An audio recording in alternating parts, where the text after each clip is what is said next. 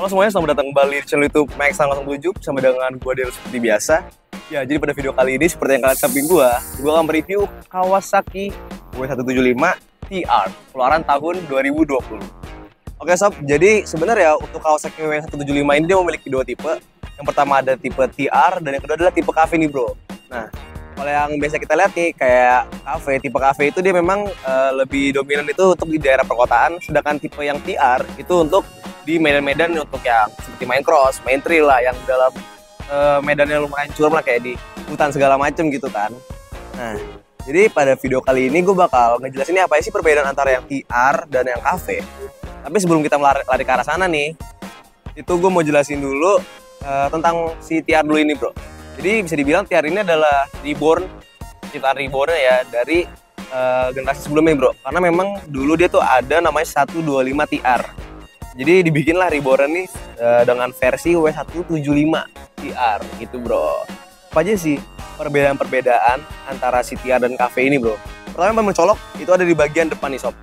Nah untuk di bagian depan itu di bagian shocknya dia lebih panjang sekitar 30 mm. Naik ke atas itu ada di bagian lampu itu masih sama, sennya masih sama, dan speedometer juga masih sama nih sob sebenarnya. Cuma ditambahin ada list chrome lagi bro untuk lebih mempercantik lah dari si look motor ini. Dan biasanya kan kalau yang di cafe itu kan depannya kayak ada topi tuh. Ya tapi di sini nggak ada, dia kosongan aja bro. Nah, mundur ke belakang itu ada di bagian stangnya nih sob.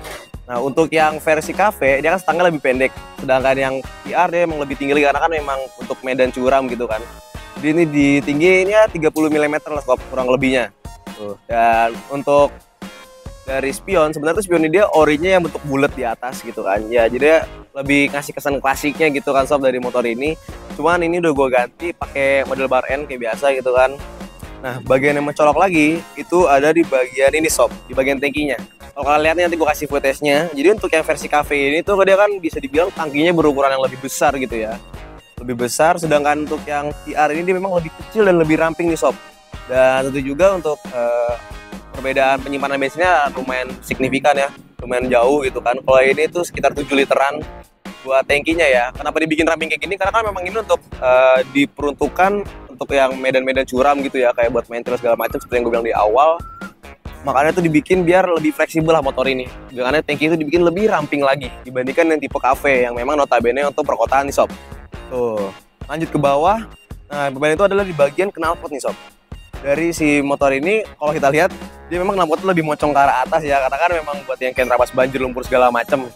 Kalau yang cafe dia kan di modelnya pipi gitu kan, panjang ke bawah. Tuh, dari knalpot terus. Dan ya untuk so far ini kan masih originalan sebenarnya ya, cuma ganti di bagian sektor ini doang nih, spion. Tapi menurut gua ada yang kurang nih sob dari motor ini. Yang itu di bagian sana, bannya nih. Ya memang ini untuk motor trail gitu kan, menurut gue ini masih kurang banget karena dia memang dia tuh beda di patternnya itu beda, dan ini ukurannya menurut gue gak terlalu cocok sih ya. Gue saranin sih kalian kalau misalnya ngangkat motor ini ganti ban ke ukuran 19 sih, biar kelihatan lebih padat lagi aja sih si motor. Dan oh ya tadi ada yang ketinggalan, untuk di bagian spakbor depan itu dia lebih tinggi sob. Tuh. Dan yang gue suka dari motor ini memang karena dia sudah dirakit untuk motor yang siap tempur gitu ya. Karena di shocknya emang dikasih plastik yang kuat. Jadi ya bahannya plastik itu aja, kalau misalkan kayak jatuh atau gimana dia nggak gampang patah sob. Tuh masih ya enjoy lah buat spakbor bro, enak. Tuh. Balik lagi ke atas itu ada di bagian jok motornya ya sob. Untuk jok motor ini bisa dibilang nggak terlalu beda jauh sama si cafe, masih sama aja modelannya. Dan oh iya tadi ada part yang diganti, sorry, di bagian hand grip. Hand grip awalnya kan dia masih modelan biasa, cuman ini hand grip sudah diganti pakai domino bro. Ini domino asli ya, domino KW-KW-an. Tuh. Dan ya, pelek juga sama, pelek masih sama, dia pakai model jari-jari persis kayak yang cafe. Nah sebenarnya nih kenapa sih dibikin dua tipe, ada yang tipe cafe sama tipe TR. Memang seperti yang gue bilang tadi awal, kalau cafe itu kan memang untuk yang perkotaan, sedangkan TR itu kan memang untuk ya kita yang punya hobi kayak udah lo naik gunung gitu kan, yang naik motor terus gak langsung naik motor trail lah atau apa gitu kan. Jadi memang Kawasaki itu kayak mungkin dia ngerti gitu ya, kita kan suka beda-beda gitu kan, ada yang temennya main di kota kayak main dimodif ganti cafe racer lah gitu kan, biasa orang-orang zaman sekarang tuh, kalau enggak yang demennya hobi main trail segala macem. Jadi itu meminimalisir budget modif kita nih sob, yang harusnya kita modif bisa sampai sekian bisa potong, karena memang dari motor yang kita ambil itu ya emang udah jati dirinya di arah sana gitu kan. Misal kita pengen main motor trail, tapi kita malah belinya yang W175 Cafe. Kan ribet tuh, kita harus tinggiin sok lagi, harus ganti ini segala macam gitu kan. Nah, makanya si Kawasaki ini dia lumayan pinter sob buat cari marketnya. Dia bikin dua tipe, ada yang tipe perkotaan sama tipe yang buat main trailan gini bro. Makanya buat orang-orang yang pengen main trail segala macam dikasih yang model kayak gini. Jadi dia untuk part modifnya dia nggak terlalu ribet lah, nggak terlalu melunjak gitu kan untuk pengeluaran duitnya. Nah memang untuk Kawasaki ini sendiri yang W175 dia masih pakai karbu sob, belum injeksi. Memang sepertinya dipertahanin sih dengan model karbu gini ya. Paling motor keluaran baru loh 2020. Kenapa sih kok masih pakai karbu? Oleh beberapa research gue baca-baca, memang katanya nih sengaja dikasih karbu sob, biar pesan kasihnya masih berasa. Plus pengen ngerawat motornya sendiri, pengen modif sendiri kayak apa-apa terus pakai tangannya gitu sob. Karena kan memang kalau karburator itu kan dia nggak ribet ya, kita kan bisa ngotak-ngatik sendiri lah untuk modif bagian mesin atau bagian body gitu kan. Sedangkan kalau yang udah injeksi kan dia mesti pakai elektronik ribet gitu kan.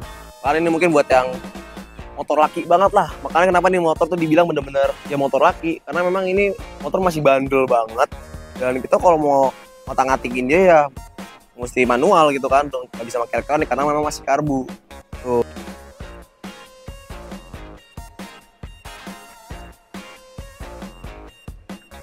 Nah untuk efeknya juga nih dari si Kawasaki W75 itu tuh dia ada cuknya nih sob.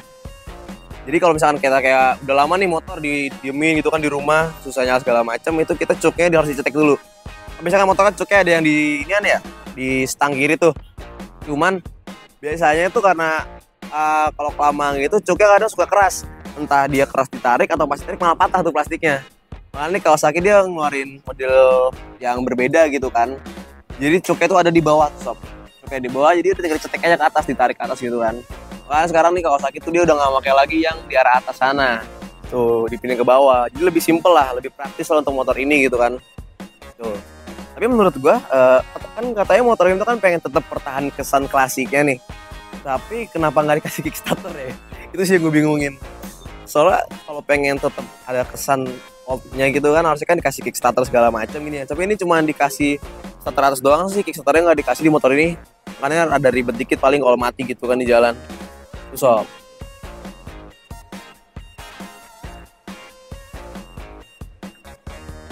Jadi memang itu dia sih salah satu hal yang gue suka dari Kawasaki, selain dia memiliki power yang besar, terus juga cukup memikirkan para konsumennya sih sob, dengan dia mengeluarkan dua tipe yang seperti tadi ya yang udah gue jelasin. Ya dia seperti biasa sih sebenarnya. Ini kebetulan motor gue baru angkat juga.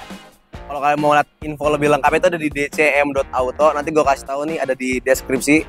Nah jadi ini motor keluaran tahun 2020. Minusnya cuma satu sih, pajak doang. Pajak tidur dari 2021 akhir sampai ya sekarang paling ya 3 kali lah pajak mati 3 tahun. Ini gue buka di angka di bawah pasaran, cuman di 18,5. Nah misalkan nih kalian yang nonton video gue nih sebelumnya pernah punya motor ini atau bahkan sampai sekarang pernah pakai motor ini juga, boleh dong kalian tukar cerita nih gimana sih keluh kesahnya selama kalian pakai motor ini dan apa aja sih part-part yang udah kalian modif di motor kalian. Oke, gue Daryl, see you next time di video gue selanjutnya. Bye bye.